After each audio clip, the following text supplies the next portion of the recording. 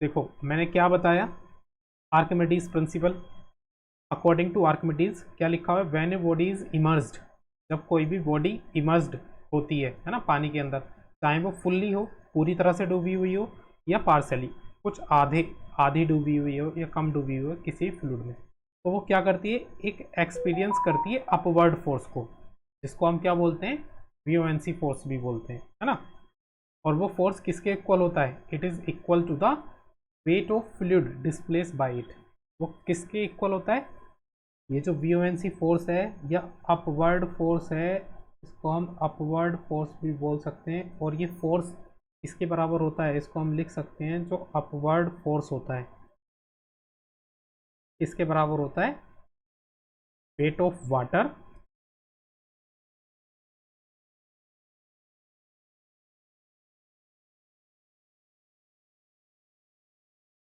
Displace by object. जितना object से water displace होता है उसके वेट के बराबर होता है ये अपवर्ड फोर्स। तो समझ में आया। अब देखो हल्की कैसे लगती है पानी के अंदर चीज़ें। अब देखो जब हम इस ऑब्जेक्ट को उठाएंगे, पानी के अंदर की बात कर रहे हैं, तो पानी के अंदर जब उठाएंगे तो हम कहाँ फोर्स लगाएंगे, ऊपर की तरफ। ये फोर्स लगा रहे हैं हम इस ऑब्जेक्ट पे ऊपर की तरफ, और एक फोर्स लग रहा है नीचे से जिसको हम बोलेंगे बीओएनसी फोर्स। बीओएनसी फोर्स भी नीचे से लग रहा है और हम भी ऊपर की तरफ फोर्स लगा रहे हैं, तो सेम डायरेक्शन में फोर्स क्या हो जाएंगे, ऐड हो जाएंगे। तो टोटल फोर्स कितना लगेगा इस ऑब्जेक्ट पे, जो हम फोर्स लगा रहे हैं वो वाला, और जो वीओएनसी फोर्स है वो वाला। तो जब एक ऑब्जेक्ट पे दो फोर्स लगेंगे तो वो आसानी से ऊपर उठ जाएगा। समझ में आया। बताओ जरा किस किस को समझ नहीं आया।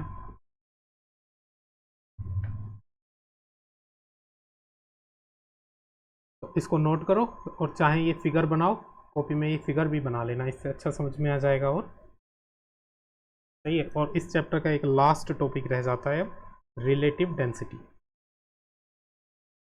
इस फिगर को बनाओ, फिर मैं अगला टॉपिक पढ़ाता हूँ।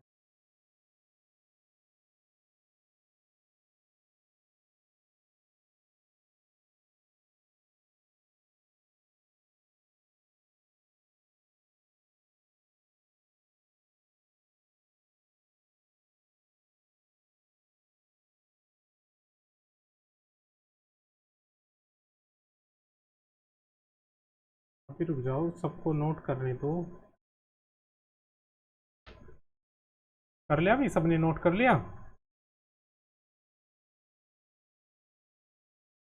हाँ करो करो।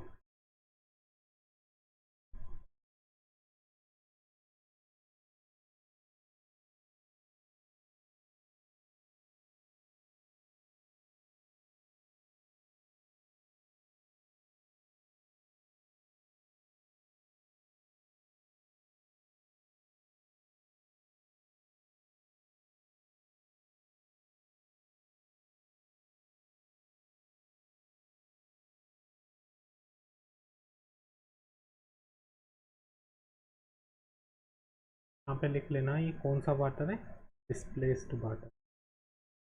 वाटर डिस्प्लेस्ड बाय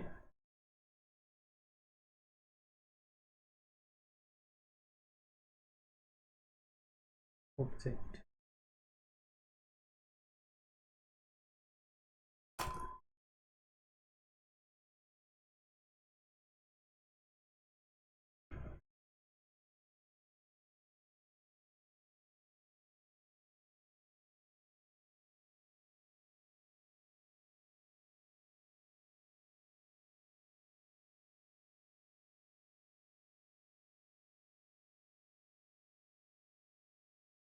चलो फिर इस चैप्टर का लास्ट टॉपिक पढ़ते हैं।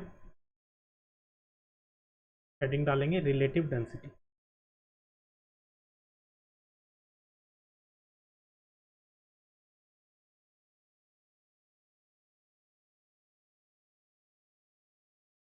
देखो डेंसिटी क्या होती है, अगर डेंसिटी की बात करें तो it is the ratio of mass and volume, यही होता है ना। डेंसिटी हमने पढ़ा था। अब अगला टॉपिक है अपना रिलेटिव डेंसिटी। ठीक है, तो रिलेटिव डेंसिटी में बता देता हूँ पहले। अगर हम किसी ऑब्जेक्ट की डेंसिटी को कंपेयर करें वाटर की डेंसिटी से, तो वो जो रेशियो आता है, सही है, किस किस का रेशियो, जिस ऑब्जेक्ट की हम डेंसिटी की बात कर रहे हैं, density of object upon density of water, इसी को बोलते हैं हम रिलेटिव डेंसिटी। अगर हम किसी ऑब्जेक्ट की डेंसिटी को कंपेयर करें किससे, वाटर की डेंसिटी से, तो हमको मिलती है क्या, रिलेटिव डेंसिटी। चलो पहले डेफिनेशन लिखेंगे इसकी।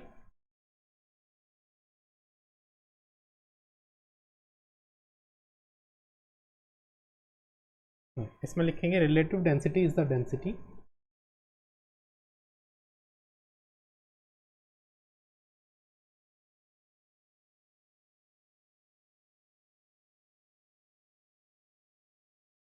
relative density is the density of a material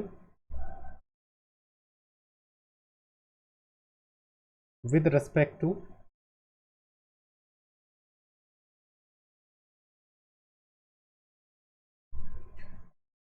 the density of pure water।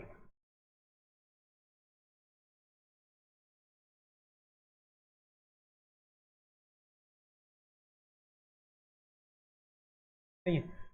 जब हम किसी भी मटेरियल की डेंसिटी को वाटर की, प्योर वाटर की डेंसिटी से कंपेयर करते हैं ना, या इन दोनों का जब रेशियो लेते हैं, तो उसी को बोलते हैं हम रिलेटिव डेंसिटी। ठीक है।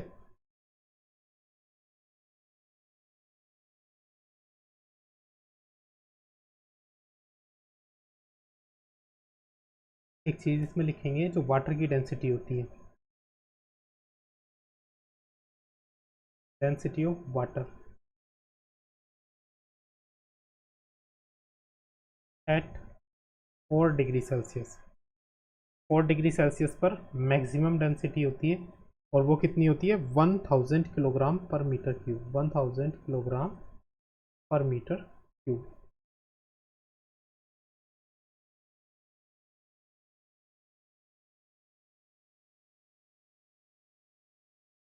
और रिलेटिव डेंसिटी का फॉर्मूला लिखेंगे कि रिलेटिव डेंसिटी क्या होती है,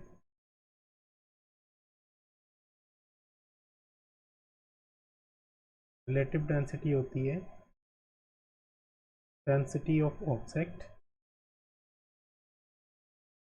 अपॉन डेंसिटी ऑफ वाटर।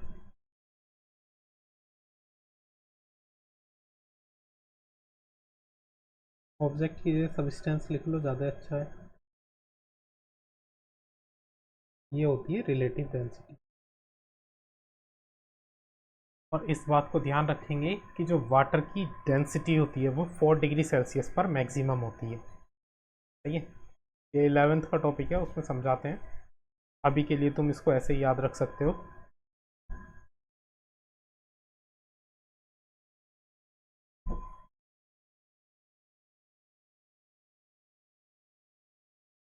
और इसी के साथ ये चैप्टर होता है कंप्लीट।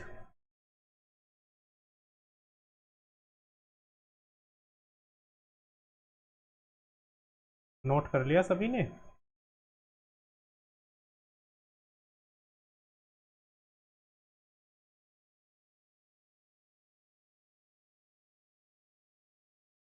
जल्दी से एक बार रिवाइज करा देता हूँ इसको, क्योंकि अब हम इसके न्यूमेरिकल्स करने जा रहे हैं, तो फॉर्मूले एक बार मैं रिवाइज करा देता हूँ। ओके, देखो ग्रेविटेशन क्या होता है, जितने भी मास वाले ऑब्जेक्ट होते हैं वो एक दूसरे को अट्रैक्ट करते हैं, और इसी को क्या बोलते हैं, ग्रेविटेशन। और जिस फोर्स से वो अट्रैक्ट करते हैं उस फोर्स को क्या बोलते हैं, ग्रेविटेशनल फोर्स। और ये जो एक बात और ध्यान रखना, सेंट्रीपिटल फोर्स क्या होता है। सेंट्रीपिटल फोर्स जो होता है, जब कोई भी ऑब्जेक्ट सर्कुलर मोशन कर रहा होता है, तो सर्कुलर मोशन में जो रिक्वायर्ड फोर्स होता है सर्कुलर मोशन के लिए, उसी को बोलते हैं सेंट्रीपिटल फोर्स। अब यहाँ से मैं तुम्हें फॉर्मूला और लिखा देता हूँ सेंट्रीपिटल फोर्स का, ये वो भी ध्यान रखना। मान लो कोई ऑब्जेक्ट है और वो सर्कुलर मोशन कर रहा है, और सर्कुलर मोशन में क्या होगा, जो उसकी रेडियस है सेंटर से वो आर है ना। मान लो ये मास है एक जो सर्कुलर मोशन कर रहा है, इसका मास m है और इसकी वेलोसिटी v है। तो जो सेंट्रीपिटल फोर्स होता है वो होता है mv² अपॉन r। ये फॉर्मूला लिख सकते हो आप, mv² upon r centripetal force का ये फॉर्मूला होता है, mv²/r। ठीक है, चलो फिर हमने केपलर्स के लॉ पढ़े। सबसे पहला लॉ पढ़ा लॉ ऑफ ऑर्बिट, जिसमें केपलर ने क्या बताया कि जो प्लैनेट्स होते हैं वो सन के चारों तरफ जो चक्कर लगाते हैं वो कौन से ऑर्बिट में चक्कर लगाते हैं, इलिप्स में। और सन कहाँ होता है, उसके एक सेंटर पर होता है। ठीक है, एक फोकस पर होता है, इलिप्स में 2 फोकस होते हैं। दूसरा लॉ ऑफ एरिया बताया, इसमें क्या कि जो प्लैनेट होते हैं वो इक्वल टाइम में इक्वल एरिया कवर करते हैं, है ना। तीसरा लॉ ऑफ टाइम पीरियड बताया। टाइम पीरियड क्या होता है कि जो एवरेज डिस्टेंस होती है, average distance from sun to planet. अब एवरेज डिस्टेंस क्या होती है, देखो एवरेज डिस्टेंस भी मैं यहाँ पे बता देता हूँ। देखो जब अर्थ यहाँ है और सन यहाँ है तो डिस्टेंस आर है, सही है। ये मैं मैक्सिमम और मिनिमम का केस ले लेता हूँ, थोड़ा इससे अच्छे से समझ में आएगा। देखो मैक्सिमम डिस्टेंस कब होगी, इलिप्स है, क्योंकि जब अर्थ बिल्कुल इस पॉइंट पर होगी, है ना, अर्थ की बात लेकर के चल रहे हैं, तो सन से अर्थ तक जो डिस्टेंस होगी वो मैक्सिमम डिस्टेंस होगी। और जब अर्थ यहाँ इस पॉइंट पर होगी तो अर्थ से सन तक की जो डिस्टेंस होगी वो मिनिमम डिस्टेंस होगी। तो ये जो आर है, आर क्या होता है, एवरेज होता है, minimum distance plus maximum distance divided by 2। तो ये जो आर हम बोलते हैं ये एवरेज डिस्टेंस होती है, सही है। अगर समझ में नहीं आया तो छोड़ सकते हो, 11वीं क्लास का है, कोई दिक्कत नहीं है। अभी केवल तुम्हें ये याद रखना है होता क्या है। याद क्या रखना है, मैंने बताया कि जो टाइम पीरियड होता है प्लैनेट्स का, जो टाइम पीरियड होता है, टाइम पीरियड का स्क्वायर इसके प्रोपोर्शनल होता है वो उनकी एवरेज डिस्टेंस के, एवरेज डिस्टेंस कहाँ से, सन से, जो एवरेज डिस्टेंस होती है उसके क्यूब के प्रोपोर्शनल होता है। ठीक है, चलो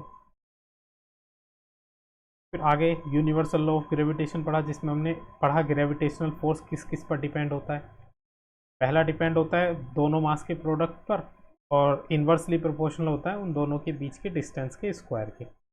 यहाँ से हमें मिला ग्रेविटेशनल कांस्टेंट, जिसकी वैल्यू हमको पता है 6.673 इंटू 10⁻⁻11 न्यूटन मीटर स्क्वायर पर किलोग्राम स्क्वायर।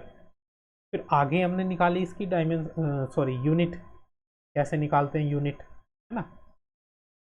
ठीक, फिर आगे हमने इसका कुछ इम्पोर्टेंस पढ़ी, क्या होती है इसकी इम्पोर्टेंस। फिर आगे हमने एक्सेलरेशन ड्यू टू ग्रेविटी पढ़ा। एक्सेलरेशन ड्यू टू ग्रेविटी क्या होता है, कोई भी ऑब्जेक्ट अर्थ की तरफ को खिंचा हुआ चला आता है, अर्थ हर एक ऑब्जेक्ट को अपनी तरफ क्या करती है, खींचती है, और उसी फोर्स ऑफ अट्रैक्शन के कारण जो ऑब्जेक्ट में एक्सेलरेशन प्रोड्यूस होता है उसी को बोलते हैं एक्सेलरेशन ड्यू टू ग्रेविटी। ये रिलेशन मोस्ट इम्पोर्टेंट है स्मॉल जी और कैपिटल जी में, सही है। फिर हमने स्मॉल जी और कैपिटल जी में डिफरेंस देखा। फिर हमने मास और वेट देखा। मास क्या होता है, कांस्टेंट होता है, और वेट क्या होता है, जो फोर्स लगाते हैं हम अर्थ पर उसको हम वेट बोलते हैं। ठीक, फिर हमने पढ़ा ये कॉन्सेप्ट कि जो मून पर वेट होता है, सही है, मून पर वेट कितना होता है, अर्थ के वेट का 1/6 होता है। ये कॉन्सेप्ट ध्यान रखेंगे आप। ठीक, फिर आगे हमने फ्लोटेशन पढ़ा, उसमें सबसे पहले पढ़ा थ्रस्ट, फिर पढ़ा हमने प्रेशर। थ्रस्ट क्या होता है, जब फोर्स सरफेस के परपेंडिकुलर एक्ट करता है तो उसी फोर्स को हम बोलते हैं थ्रस्ट। और प्रेशर क्या होता है, जब हम थ्रस्ट को पर यूनिट एरिया कैलकुलेट करते हैं कि कितने एरिया पर थ्रस्ट लगाया जा रहा है उसको बोलेंगे हम प्रेशर। प्रेशर की यूनिट ध्यान रखना क्या होती है, पास्कल।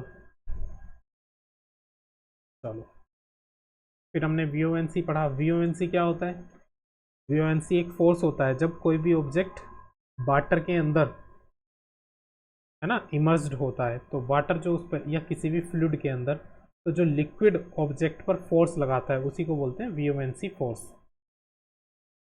डेंसिटी हमने पढ़ा, डेंसिटी क्या होता है, मास पर यूनिट वॉल्यूम। चलो फिर हमने अब ये आर्किमिडीज प्रिंसिपल पढ़ा। ठीक है, अब देखते हैं आपने इस चैप्टर में कितना आपको याद है, क्या आप करेंगे? सही है, चलो कॉपी पेन ले लेंगे और जल्दी जल्दी से मुझे इनके आंसर्स बताएंगे।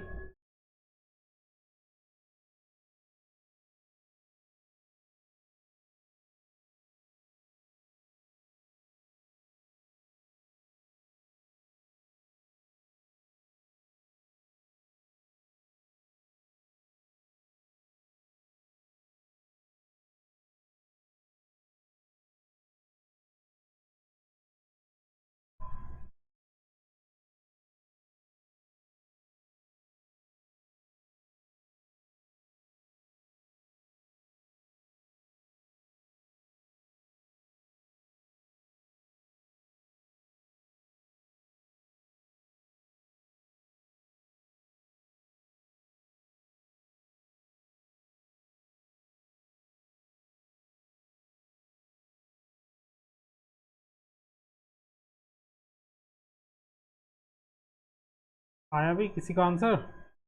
ये डेंसिटी ऑफ वाटर, ये इसको करेक्ट कर लेना, 10⁻³ दिया हुआ है ये, है ना। यहाँ पे ये जो दिया हुआ है ना, ये इसको करेक्ट कर लेना, 10⁻³ किलोग्राम पर मीटर क्यूब।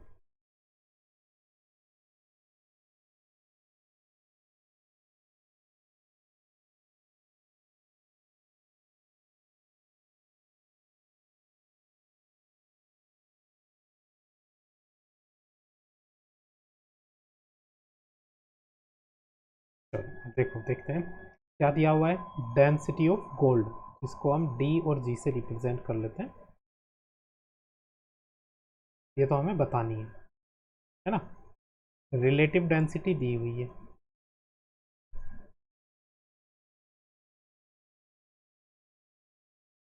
रिलेटिव डेंसिटी दी हुई है 9.3। ध्यान रखना, रिलेटिव डेंसिटी की कोई भी यूनिट नहीं होती। और क्या दिया हुआ है, डेंसिटी ऑफ वाटर दिया हुआ है 10⁻³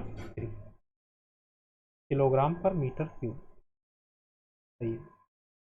फॉर्मूला हमें पता ही है, जो रिलेटिव डेंसिटी होती है वो क्या होती है, density of substance upon density of water. Relative density दी हुई है 9.3, ये हमको पूछा है। डेंसिटी ऑफ वाटर दी हुई है 10⁻³ लिख दो या 1000 लिख दो। ये इधर जाएगा तो मल्टीप्लाई में जाएगा, तो कितना हो जाएगा, 19.3 मल्टीप्लाई बाय 1000। तो यहाँ से डेंसिटी ऑफ गोल्ड कितनी आ गई, 19300। और यूनिट क्या होती है डेंसिटी की, किलोग्राम पर मीटर क्यूब।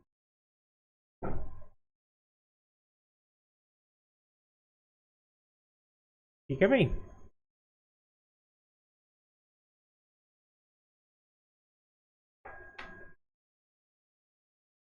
आ गया समझ में?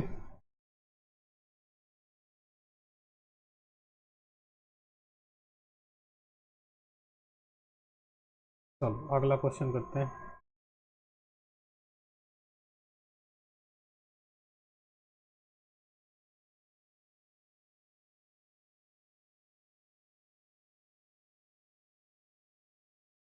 देखो यहाँ पे ये मीटर क्यूब है ना, m3 मीटर क्यूब लिख लेना इसको। ठीक है, ये है मीटर क्यूब।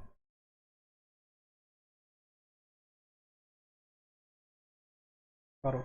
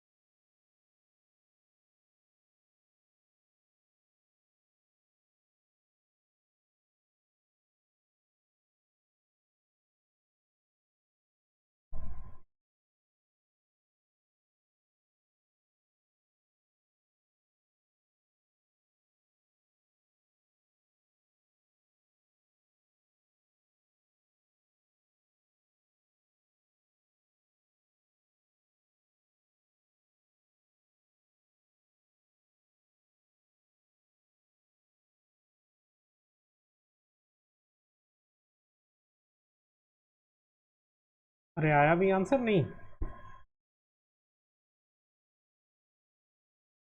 4480।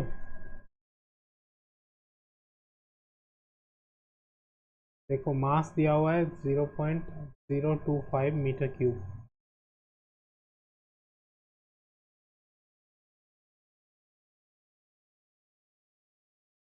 मास दिया हुआ है, नहीं, मास थोड़ी दिया हुआ है, मीटर क्यूब में मास थोड़ी होता है।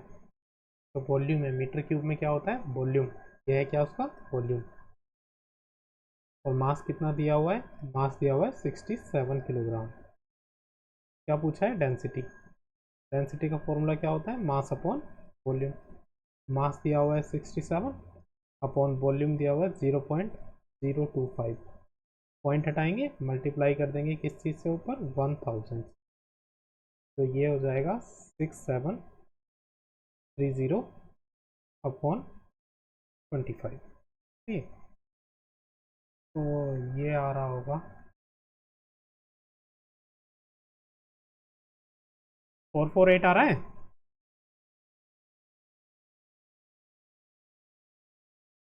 क्यों भाई, 4480।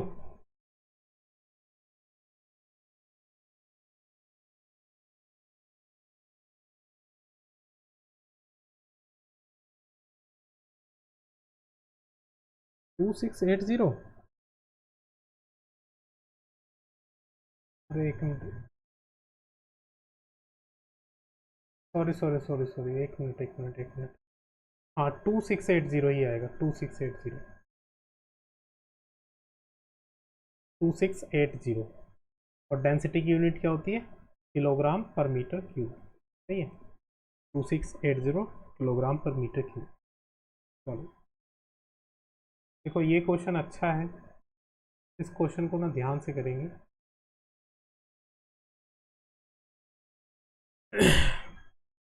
करने के लिए 2 मिनट देता हूँ मैं, इस क्वेश्चन को अच्छे से पढ़ें समझें फिर करें।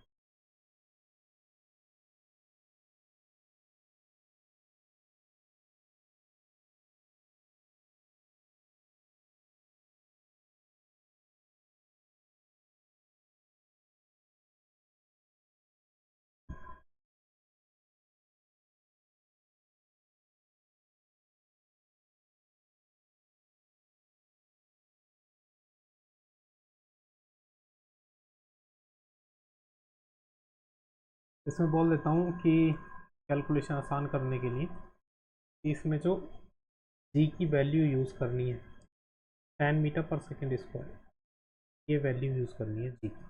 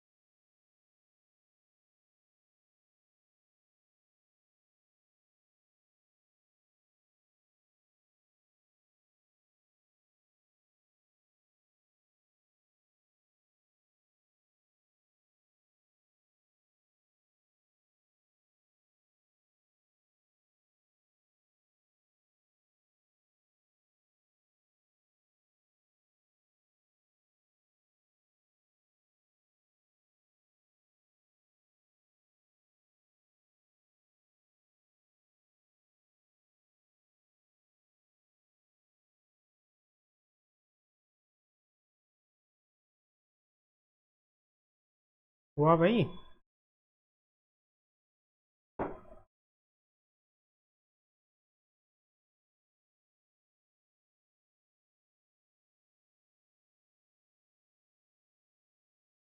25/700।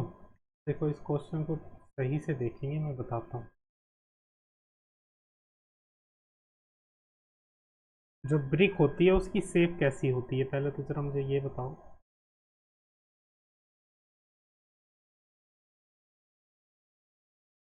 ना कुछ इस तरह की होती है।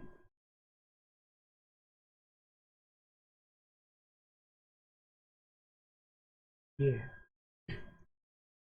सबसे पहले तो बात कर लेते हैं इस ईंट का वेट कितना होगा, है ना। वेट की बात कर लेते हैं।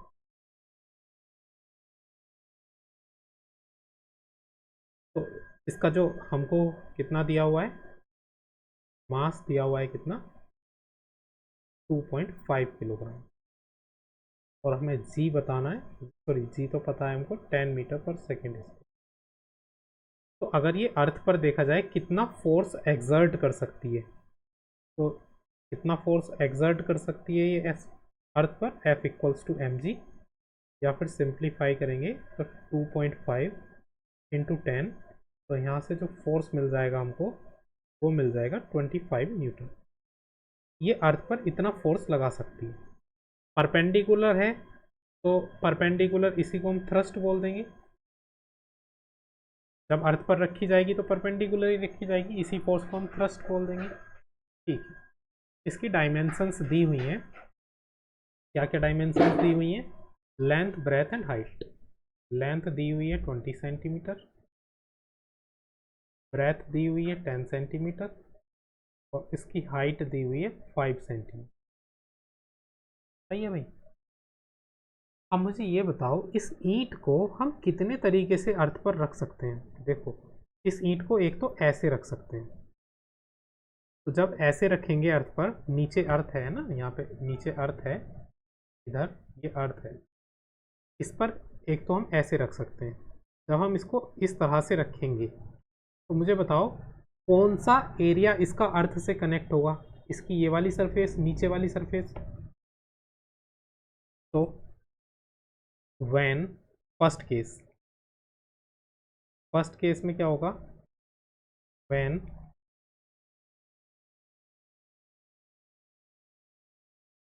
जो ब्रिक है ना, उसको हम प्लेस करेंगे हॉरिजॉन्टली। हॉरिजॉन्टली अगर प्लेस करेंगे, तो हॉरिजॉन्टली प्लेस करेंगे तो क्या होगा कि नीचे वाली सरफेस रखी जाएगी अर्थ पर। तो नीचे वाली सरफेस का एरिया कितना होगा, नीचे वाली सरफेस का एरिया कितना होगा, जो इसकी लेंथ है इनटू जो इसकी ब्रेथ है। तो उस कंडीशन में एरिया कितना होगा, एरिया होगा लेंथ मल्टीप्लाई ब्रेथ। लेंथ कितनी है 20, और ब्रेथ कितनी है 10। तो कितना आएगा ये, 200 सेंटीमीटर स्क्वायर।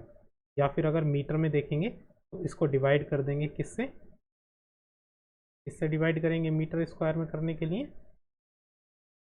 1000 से। तो ये कितना आएगा, 0.02 मीटर स्क्वायर। तो हमें क्या निकालना है, प्रेशर।